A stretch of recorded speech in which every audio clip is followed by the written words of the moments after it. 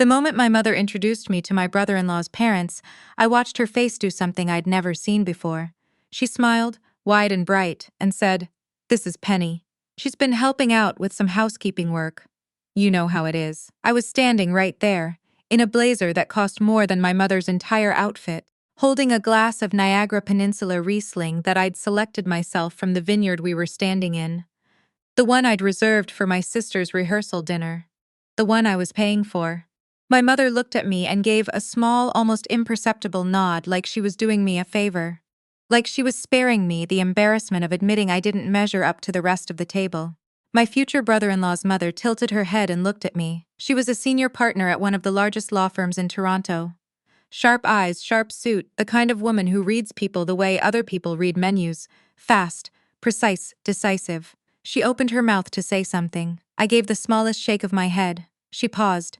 Then she smiled, closed her mouth and lifted her glass. "Lovely to meet you," she said, and left it at that. I had no idea in that moment what she was about to say, but I would find out at the wedding. Let me take you back to the beginning. Because none of this makes sense without it. I grew up in Sudbury, Northern Ontario, 2-hour drive from the nearest IKEA, the kind of place where everyone knows everyone's business and nobody really expects anyone to leave and do something with their life. My parents are good people in a lot of ways. My dad worked at the mining operation his whole career. My mother ran the household, volunteered at the church, and organized her life around two things: my sister Tamara and what the neighbors thought. Tamara was 4 years younger than me and could do no wrong. She was pretty in the easy, effortless way that people notice immediately. She cried beautifully. She laughed at the right times. She got middling grades but always had a reason, and our parents always accepted the reason. When she dropped out of her college program after one semester, my mother said the program wasn't a good fit. When she moved back home at 22 with a credit card debt my parents quietly absorbed, my dad said everyone goes through a rough patch. When I graduated from the Schulich School of Business at York University with a finance degree, my mother said I should probably think about whether I actually needed to move to Toronto or if I was just running away from things. I moved to Toronto. I spent 5 years working 80-hour weeks in corporate finance. I was the youngest associate at my firm to move into portfolio management. I bought a condo in Liberty Village at 28, during a market window that I'd tracked for almost a year, and I furnished it with things that were simple and good and mine. I didn't talk about any of this at home, not because I was hiding it, but because every time I tried to share something with my family, my mother would find a way to redirect the conversation back to Tamara. I had started to understand that my accomplishments were not interesting to my parents.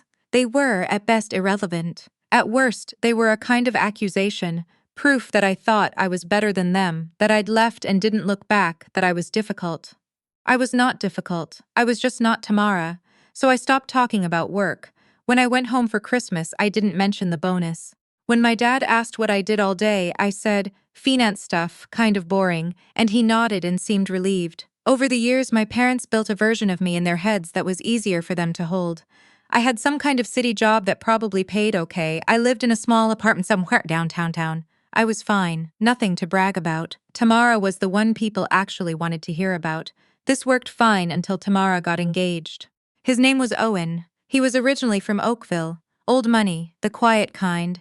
The kind that doesn't need to announce itself because it's just always been there. His parents, Grant and Sylvia, had moved from Oakville to a property outside of Niagara-on-the-Lake about 6 years prior. His mother, Sylvia, was the senior partner I mentioned.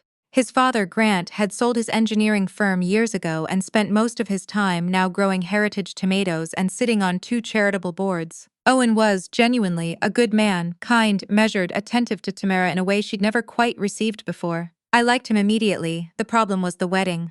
Tamara had ideas. Tamara had always had ideas. She just historically had not had the means to execute them. She wanted a vineyard venue, a local chef, a florist from Hamilton who was very in demand and required a large deposit, real linen napkins, and a live string quartet for the ceremony. She showed me a mood board on her phone in my condo kitchen one Sunday in February, and I did the rough math in my head while she was still scrolling. "Mom and Dad can help with some of it," she said, with the casual confidence of someone who had never been told no by our parents. "Tamara, this is close to $60,000. She looked at me. "You could help." I should have said no, I know that. I've thought about it 100 times since.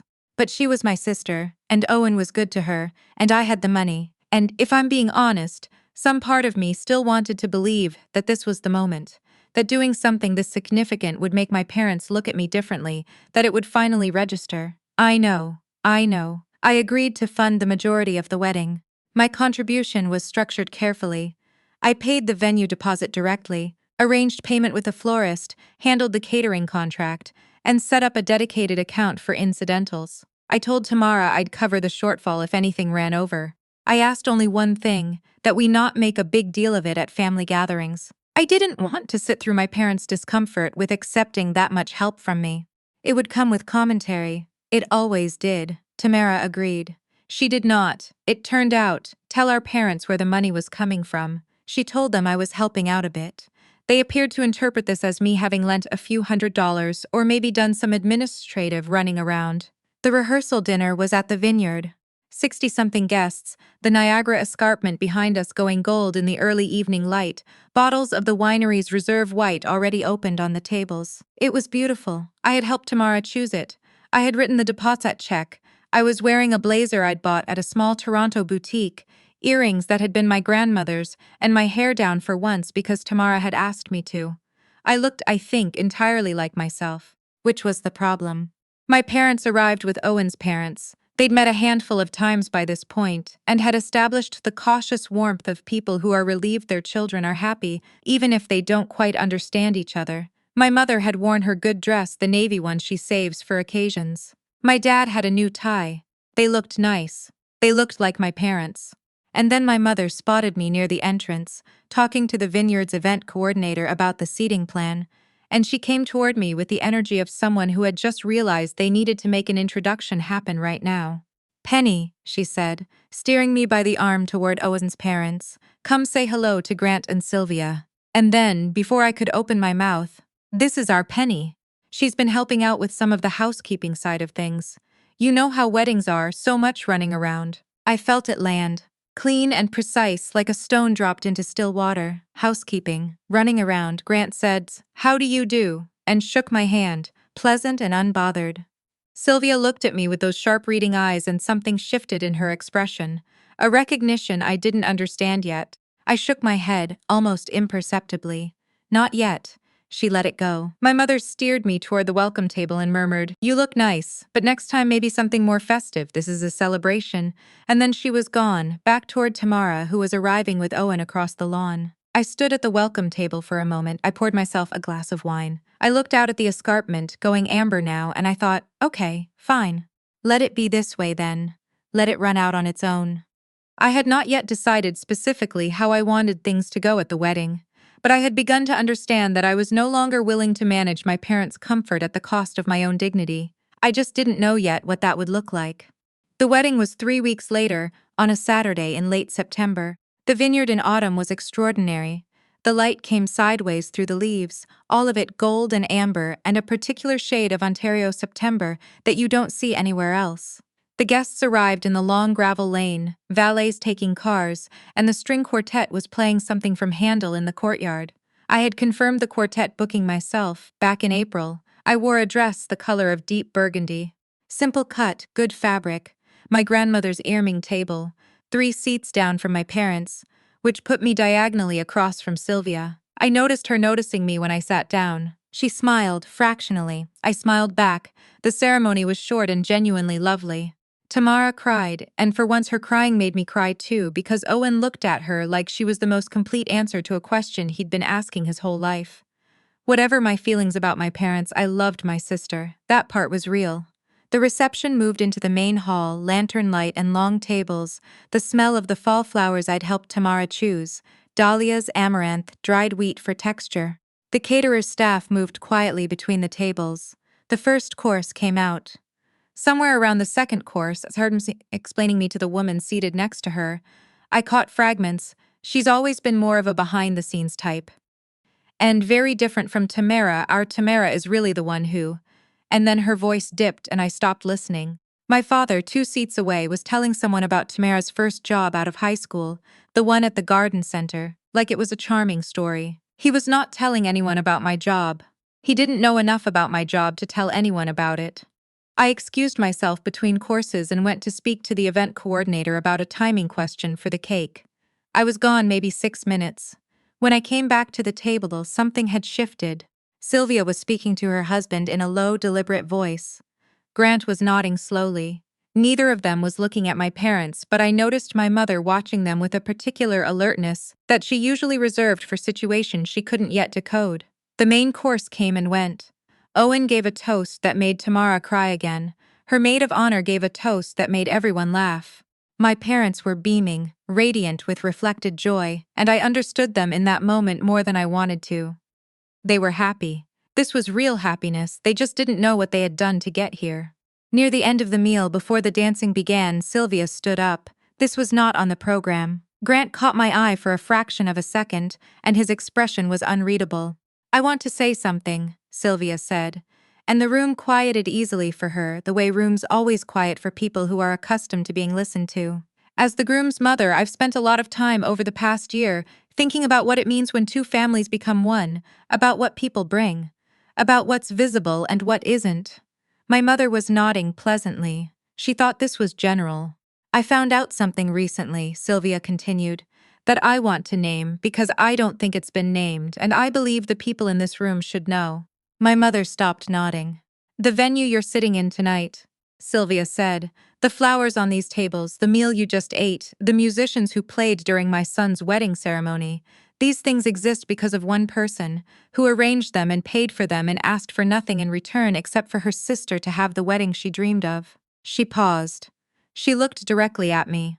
"That person is Penny." The room was quiet in the particular way of a room where 60 people have all decided simultaneously not to make a sound. "I recognized her name in March," Sylvia said, "when Owen mentioned that Tamara's sister was in finance in Toronto. I didn't say anything because it wasn't my place and I wasn't sure. But I did some reading. And then at the rehearsal dinner, when I met her in person, I knew." She looked at my parents then. My mother's face had gone the color of the white tablecloth. "Penny isn't the person who handles the housekeeping," Sylvia said simply, without cruelty, in the way that the sharpest truths are always delivered. "Penny is one of the youngest portfolio managers at her firm. She was named last year in a national business publications list of emerging leaders in Canadian finance. She is, as far as I can tell, extraordinarily good at what she does, and she is paid for every detail of this wedding because she loves her sister." No one spoke. My father had put down his fork. I don't think he realized he had done it. My mother looked at me, and I looked back at her, and there was a very long moment where neither of us had anything to say.